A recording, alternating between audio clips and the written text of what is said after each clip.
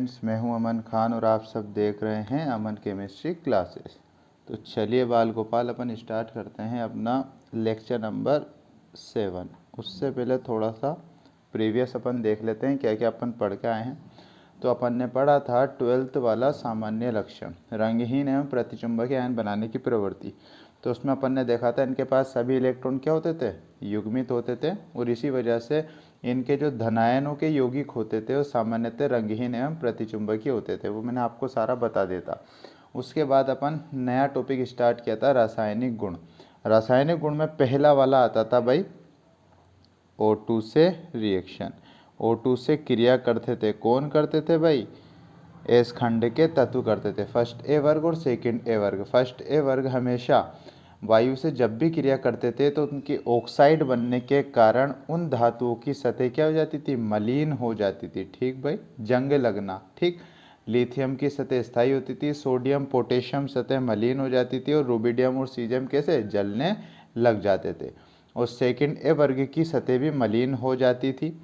ठीक है, और उसमें बेरिलियम और मैग्नीशियम की सतह स्थायी रहती थी। कैल्शियम ऐसा था जो मलिन होता था, और स्ट्रांशियम और बेरियम क्या होते थे सर, जलने लगते थे। ठीक, उसके बाद अपन ने सेकंड रासायनिक गुण पढ़ा। क्या पढ़ा था भाई सेकंड रासायनिक गुण में? H2 से रिएक्शन, H2 से क्रिया पड़ी थी सर अपन ने। ठीक, H2 से क्रिया करके फर्स्ट और सेकंड वर्ग पे क्या प्रभाव पड़ता था? एस खंड के तत्व फर्स्ट और सेकेंड वर्ग में H2 से जब भी क्रिया करते थे तो फर्स्ट वाले तो हाइड्रोजन बनाते थे और सेकेंड वाले हाइड्राइड बनाते थे। ठीक, मैंने आपको रिएक्शन दोनों की बता दी थी।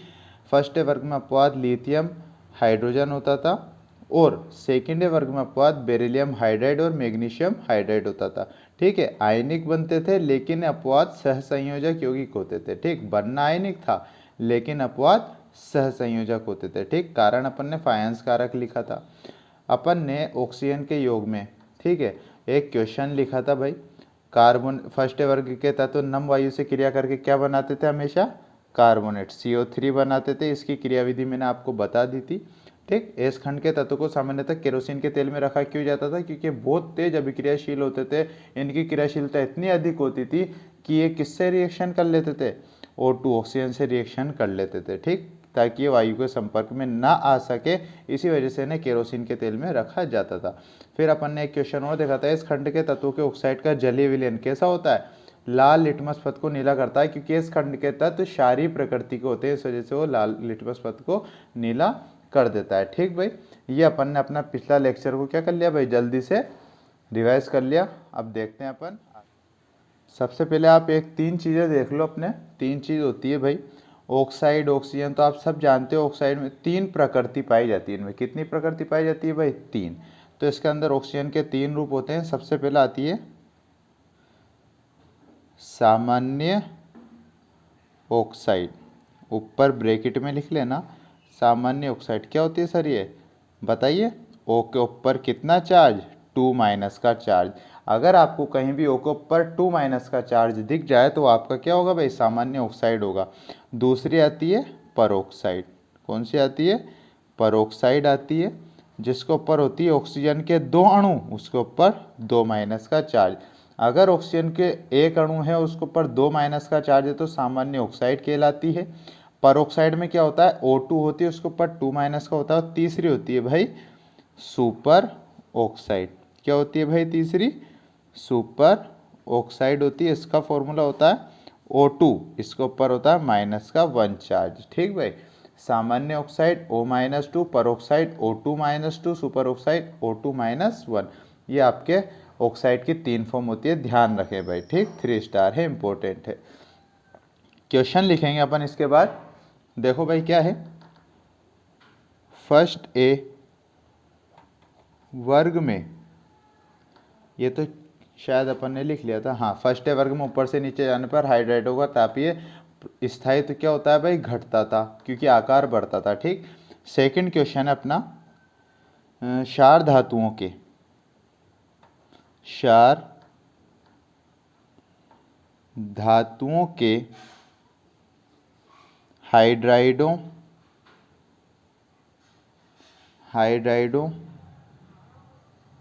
को स्थायित्व के घटते क्रम में व्यवस्थित कीजिए। अच्छा क्वेश्चन है भाई। क्षार धातुओं के हाइड्राइडों को स्थायित्व के घटते क्रम में व्यवस्थित कीजिए। यहाँ पर हो रही है बात सेकंड ए वर्ग की, क्योंकि हाइड्राइड कौन बनाते हैं? सेकंड ए वर्ग बनाता है हाइड्राइड। ठीक भाई, सेकंड ए वर्ग की बात होती है। ठीक, क्षार धातु कौन कौन सी होती है भाई बताइए? हाइड्राइड तो आपको H दिखेगा भाई। क्षार धातुएं कौन कौन सी होती है? लिथियम, सोडियम, पोटेशियम, रुबिडियम और सीजियम। यहाँ पर अपन ने क्या ले ली? सब क्षार धातुएं ले ली। क्षार धातुएं आपकी हो गई फर्स्ट ए वर्ग। ठीक भाई, क्षार धातुएं क्या हो गई आपकी? फर्स्ट ए वर्ग। फर्स्ट वर्ग में आप कहाँ जाते हो? लिथियम से सीजियम की ओर जाते हो। ठीक भाई, तो लिथियम, सोडियम, पोटेशियम, रुबिडियम और सीजियम। और हाइड्राइड कब होता है? जब इनके साथ आप हाइड्रोजन को अटैच कर दोगे तो ये क्या बन गए सर?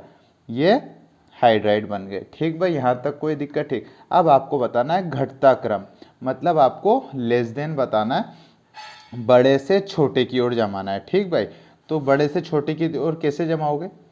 किसका घटता क्रम? मतलब क्षार धातु का हाइड्राइड के स्थायित्व के घटते क्रम में व्यवस्थित करना है आपको। ठीक भाई, तो घटता क्रम क्या होगा सर? सबसे छोटा आकार से लेके आपको सबसे बड़े आकार तक जाना है। तो हाइड्राइड का घटता क्रम क्या होगा भाई? आप खुद बताओ, बताओ, देखो, सोचो। यहां पर क्रम आएगा ऐसे, यह आपका क्रम होगा घटता क्रम। ठीक है भाई, जिसका आकार जितना छोटा उनके हाइड्राइडों का क्रम उतना ही बड़ा होता है भाई। घटता क्रम अपन जानते हैं ना, ऊपर से नीचे जाते हैं तो बढ़ता है। ठीक है, लेकिन घटता क्रम पूछा है तो सबसे छोटा किसका होगा? सबसे ज़्यादा, फिर उससे छोटा, फिर उससे छोटा, उससे छोटा, उससे छोटा, क्योंकि आकार बढ़ता है तो इनका तापीय प्रभाव क्या होता है? घटता है। अपन ऊपर वाले क्वेश्चन में पढ़ के आए हैं भाई। ठीक, कोई दिक्कत यहाँ तक नहीं है सर। ठीक, सेकंड क्वेश्चन देखिए। क्षारीय मृदा धातुओं के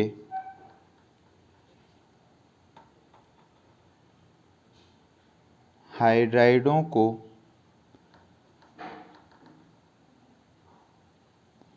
स्थायित्व के घटते क्रम में व्यवस्थित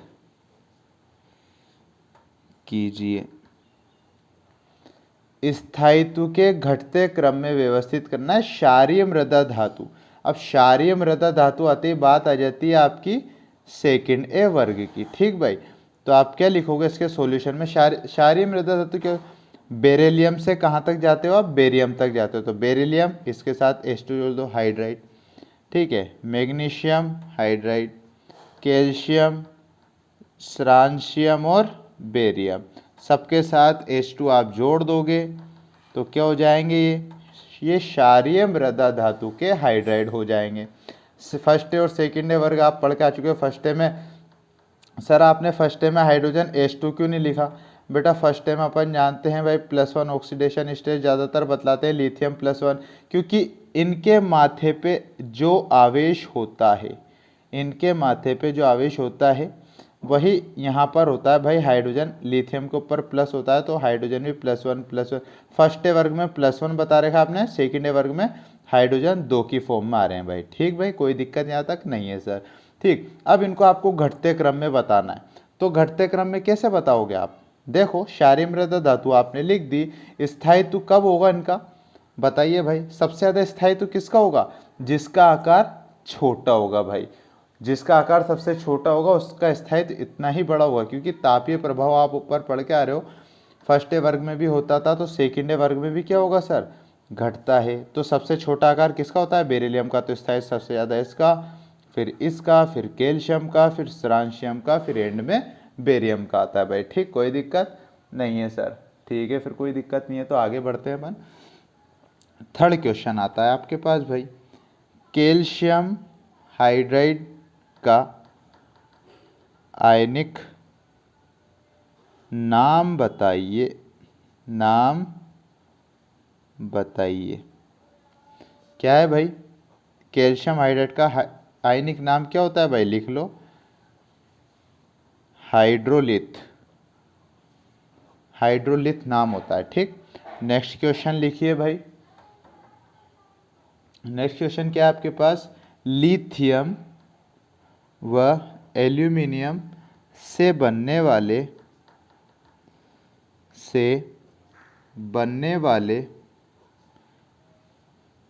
उस हाइड्राइड का सूत्र लिखो जो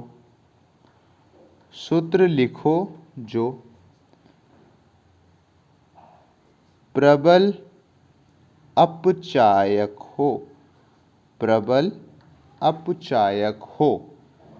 प्रबल अपचायक प्रकृति के जो लिथियम और एल्यूमिनियम से बनता है ना हाइड्राइड, उसका होता है भाई लिथियम एल्यूमिनियम H4, मतलब लिथियम एल्यूमिनियम हाइड्राइड। ये इससे बनने वाला हाइड्राइड होता है जो भाई बड़ा प्रबलतम अपचायक होता है। ठीक है, अपचायक का मतलब क्या होता है? खुद का तो ये ऑक्सीडेशन करता है और दूसरे पदार्थ को अपचयित कर देता है। अब सर ये ऑक्सीडेशन और अपचयन क्या होता है तो सर अपन आगे पढ़ेंगे। बस अभी आप इतना ध्यान रखो कि लिथियम और एल्यूमिनियम से जो हाइड्राइड बनता है और वो प्रबल अपचायक होता है, उसका नाम क्या होता है? Lithium aluminium hydride H4। ठीक भाई, ठीक है सर। आगे देखिए भाई, सोडियम व बोरोन से बनने वाले उस हाइड्राइड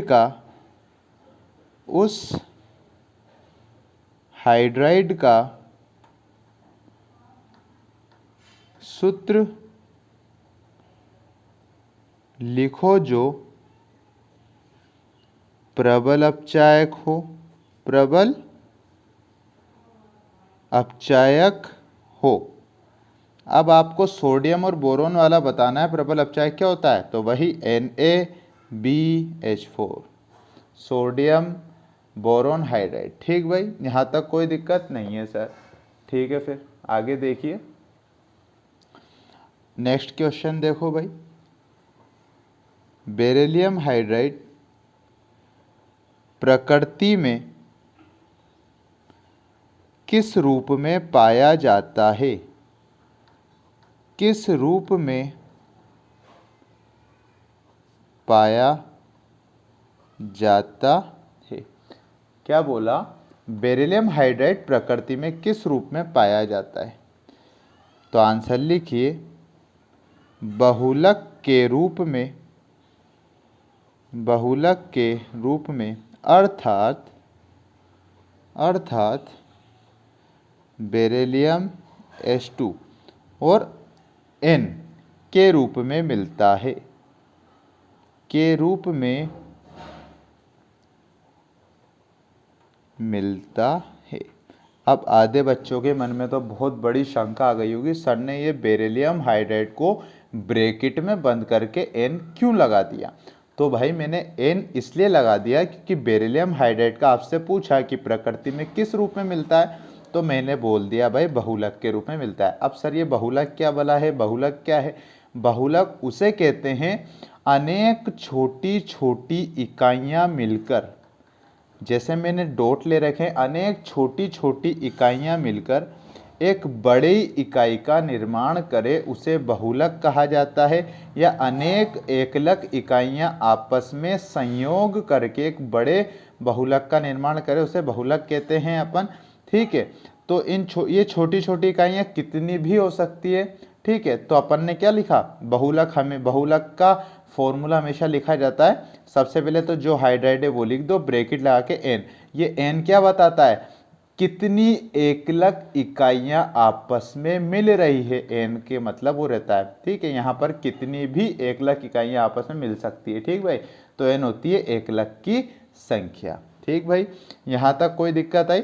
अपन ने सब एक एक नंबर के क्वेश्चन देख लिया भाई। ठीक, एक एक नंबर के क्वेश्चन देखे। एक और क्वेश्चन देखो भाई, बड़ा अच्छा है। एक क्वेश्चन और देखते हैं। प्रकृति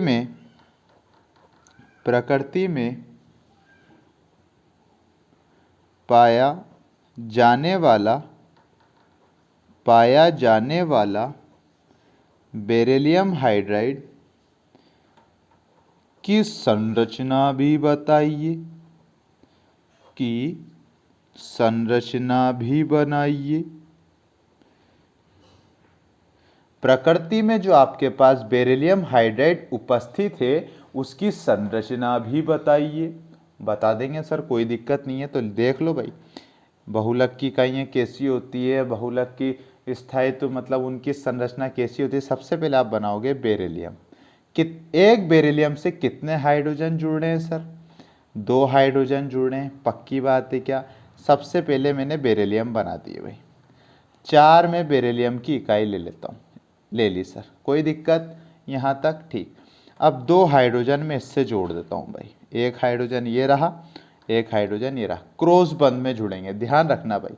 ये हाइड्रोजन ये जोड़ दी भाई मैंने। ये हाइड्रोजन सब पे, चारों बेरिलियम पर आप 2-2 हाइड्रोजन जोड़ दो भाई। ठीक है। ये जो बंध होता है ये क्या होते हैं भाई? सह संयोजक बंध होते हैं भाई। ये कौन से बंध होते हैं? जो बेरिलियम और हाइड्रोजन को जोड़े रखता है वो कौन सा बंध होता है भाई?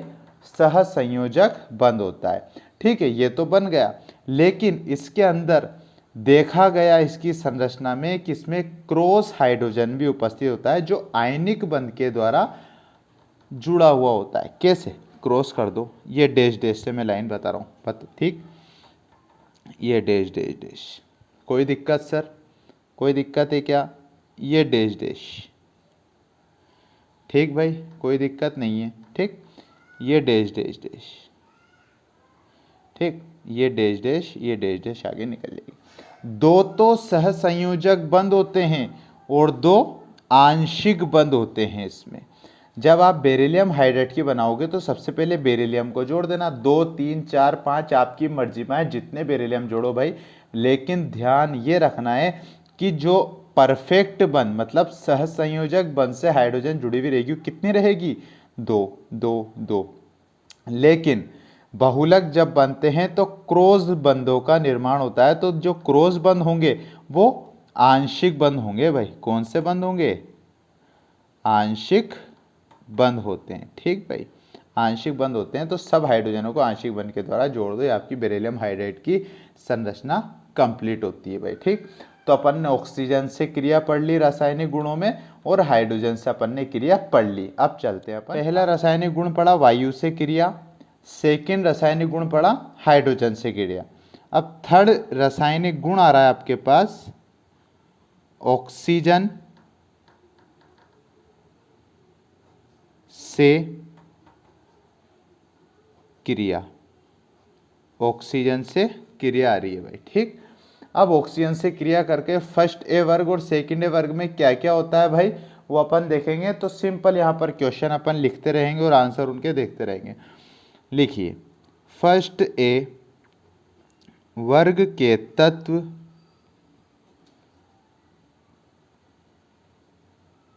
ऑक्सीजन से क्रिया करके बनाते हैं। क्या बनाते हैं भाई? आंसर लिखिए, सामान्यतः ऑक्साइड बनाएंगे, परऑक्साइड बनाएंगे व सुपर ऑक्साइड बनाते हैं। सर ये ऑक्साइड, परऑक्साइड और सुपर ऑक्साइड क्या चीज़ है बेटा? अभी अभी अपन ने लिखा था, पेज पलट लो हल्के हाथों से, ऊपर ही ऊपर मैंने आपको बता रखा है। ऑक्साइड क्या होते हैं भाई? जब क्या होते हैं भाई ऑक्साइड? तो आप पेज पलटो जल्दी जल्दी, फास्ट पेज पलटो और देखो मैंने आपको लिखाया था। क्या था भाई? ऑक्साइड क्या होती थी? ओ के ऊपर 2 माइनस, ओ के ऊपर 2 माइनस होते थे भाई। कोई दिक्कत है क्या यहाँ तक? नहीं है। परोक्साइड क्या होती थी सर? O के 2 अणु, ऑक्सीजन के 2 अणु और उसके ऊपर 2- होते थे भाई। सुपर ऑक्साइड क्या होती थी सर? O के ऊपर 2, O के अणु 2 और उसके ऊपर -1 ये होते थे भाई। तो मैंने आपको बोला था ऑक्सीजन से जब भी क्रिया होगी तो सामान्यतः फर्स्ट वर्ग 3 प्रकार के ऑक्साइड आपको बताएगा। एक तो ऑक्साइड बताएगा, परोक्साइड बताएगा और सुपर ऑक्साइड बताएगा। तीनों के फॉर्मूले बता दिए थे मैंने आपको, ठीक। अब सेकेंड वर्ग में आपका क्या होता है भाई, कैसे दिखलाते हैं? देखिए भाई, सेकेंड वर्ग के लिए क्वेश्चन, सेकेंड ए वर्ग के तत्व ऑक्सीजन से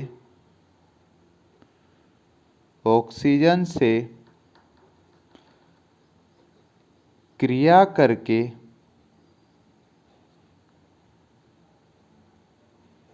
बनाते हैं, ठीक भाई, कोई दिक्कत? सेकेंड वर्ग के तत्व ऑक्सीजन से क्रिया कर रहे हैं तो क्या बना रहे हैं भाई? तो लिखिए सामान्यतः ऑक्साइड बनाएंगे। ऑक्साइड, यह वाला ऑक्साइड O के ऊपर 2- और परोक्साइड बनाते हैं। क्या बनाते हैं भाई? ऑक्साइड और परोक्साइड बनाते हैं, ठीक है। सामान्यतः ऑक्साइड परोक्साइड बनाएंगे। नेक्स्ट क्वेश्चन देखते हैं भाई। सेकेंड वर्ग के तत्व, सेकेंड ए वर्ग के तत्व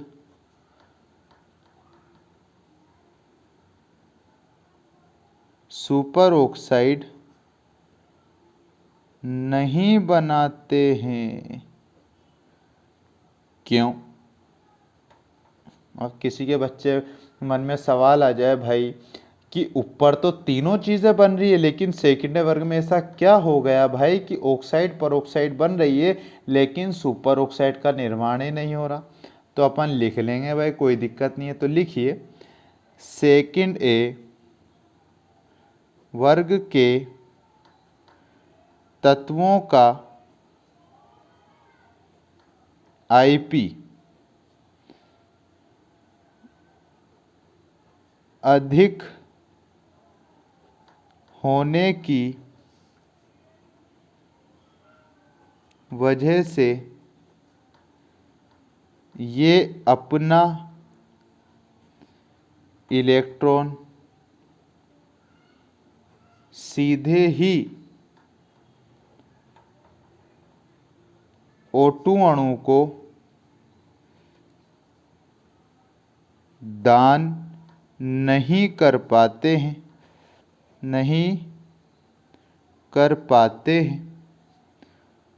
फलस्वरूप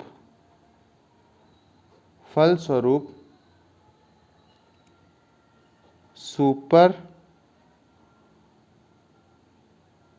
ऑक्साइड नहीं बनाते हैं, फलस्वरूप सुपर ऑक्साइड नहीं बनाते हैं। समझना भाई क्वेश्चन, अच्छा क्वेश्चन, बहुत अच्छा क्वेश्चन, मजा आएगा। सेकंड ए वर्ग में आपको ऑक्साइड और परोक्साइड दोनों देखने के लिए मिल रहे हैं, लेकिन एक ऑक्साइड ऐसा है जो यहाँ से गायब है। वो कौन सा है भाई? Super oxide. अब ये यहाँ पर क्यों नहीं बनता, उसके ऊपर एक क्वेश्चन बन गया। सेकंड ए वर्ग के तत्व सुपर ऑक्साइड नहीं बनाते हैं, क्यों? बताइए भाई, कारण दीजिए। देखो भाई, सेकंड वर्ग के तत्वों का आईपी अधिक होने की वजह से। अब जो भाई रेगुलर घर पे पढ़ रहा है, यहाँ पर पता होना चाहिए आईपी अधिक होता है क्या भाई? बिल्कुल होता है सर कैसे होता है एक बार बता दो। आप जानते हो भाई, फर्स्ट वर्ग में ऊपर से नीचे जाते हो तो आकार बढ़ता है, तो आईपी क्या होता है सर? आईपी क्या होता था?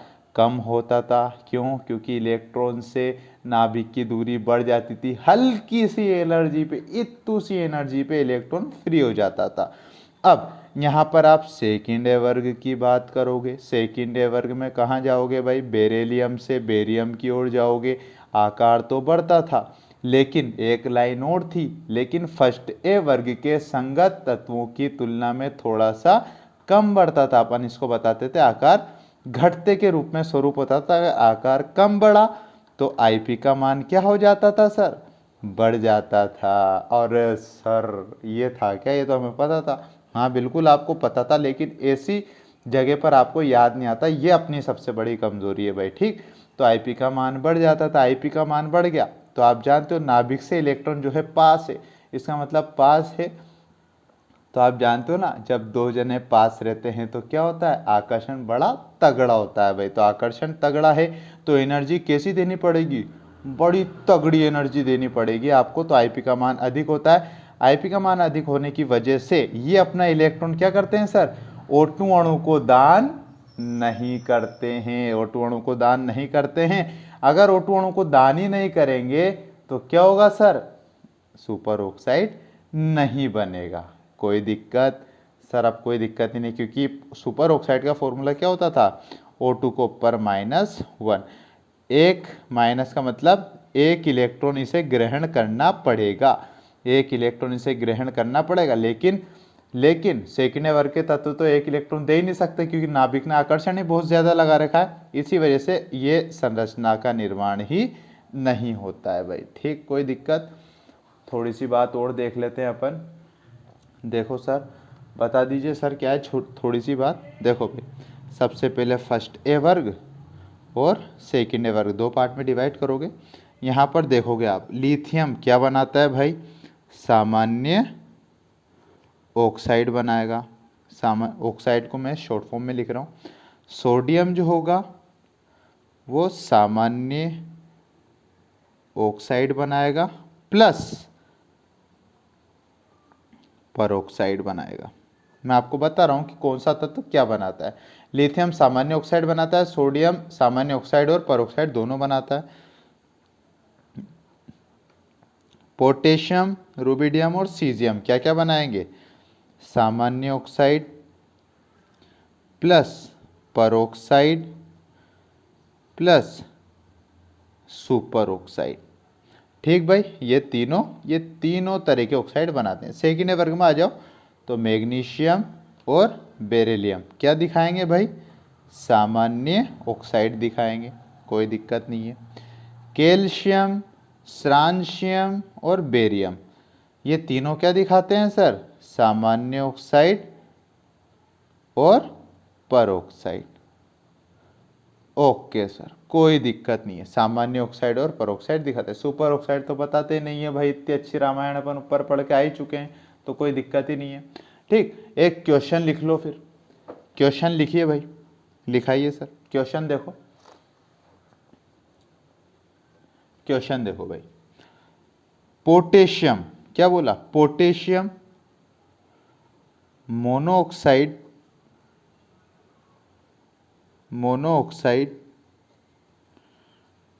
Potassium peroxide comma potassium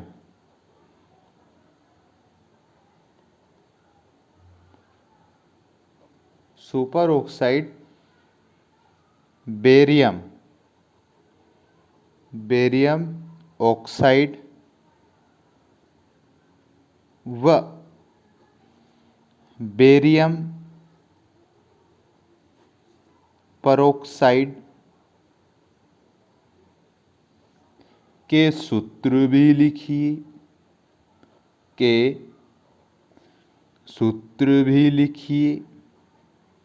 question देखो भाई, अच्छा क्वेश्चन है, एक दो नंबर में पूछ ले आपसे फॉर्मूले। पोटेशियम मोनोऑक्साइड, एक तो पोटेशियम का मोनोऑक्साइड बनाना है, पोटेशियम का परऑक्साइड बनाना है, पोटेशियम का सुपर ऑक्साइड बनाना है, फिर बेरियम का ऑक्साइड और बेरियम का परऑक्साइड बनाना है। इन सब के आपको फॉर्मूले लिखना है भाई।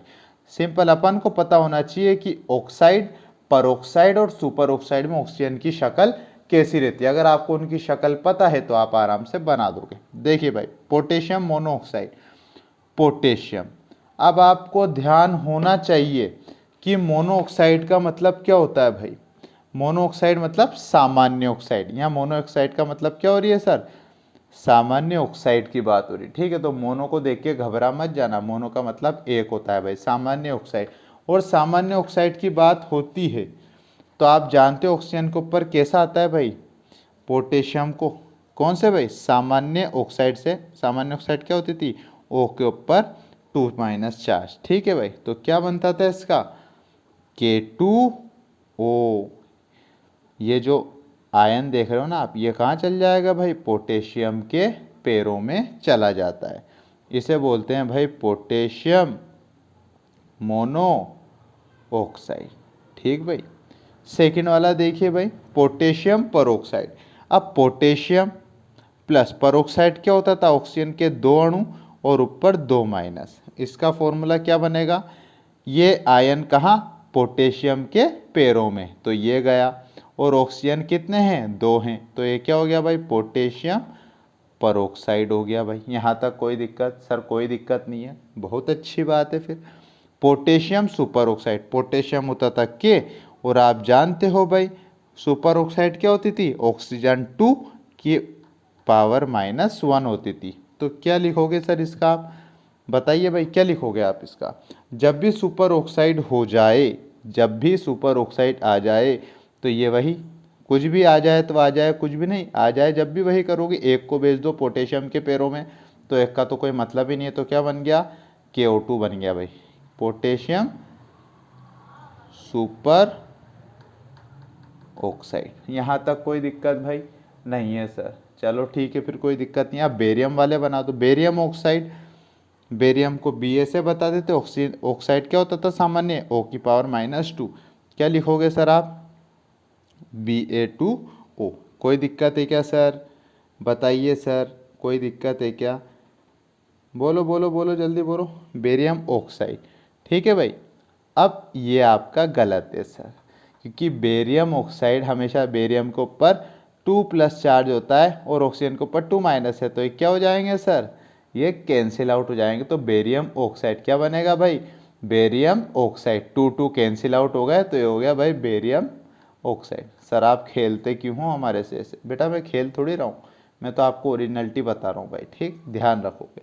देखो भाई, दूसरा होता है भाई आपका बेरियम परऑक्साइड। बेरियम ही होता था, परऑक्साइड होता क्या था भाई, O2 और इसकी पावर -2। अब यहाँ पर क्या होगा, देखो भाई क्या होगा यहाँ पर, आप खुद बताओ। बेरियम को पर +2, बेरियम को पर +2 होता था, इसको पर 2, तो ये कैंसिल आउट हो गया, तो क्या बच गया आपके पास, बेरियम O2 बच गया भाई। तो क्या है भाई, ये बेरियम परऑक्साइड हो गया सर। कोई दिक्कत है क्या सर, सर कोई दिक्कत नहीं है, मज़ा आ गया। चलो ठीक है भाई, तो आज का अपना लेक्चर बस इतना सही था। ठीक, तो अगर आपको वीडियो पसंद आई हो तो लाइक करें, शेयर करें, और पट तरीके से सब्सक्राइब का बटन दबा दे भाई, और घंटी के आइकन को भी प्रेस कर देना, जिससे हमारा आने वाली वीडियो की नोटिफिकेशन आप तक आसानी से आ सके भाई। जितना हो सके भाई वीडियोस को शेयर करें भाई, कमेंट भी करें। ठीक भाई, तो मिलते हैं अपन अपने नेक्स्ट लेक्चर में, चलिए।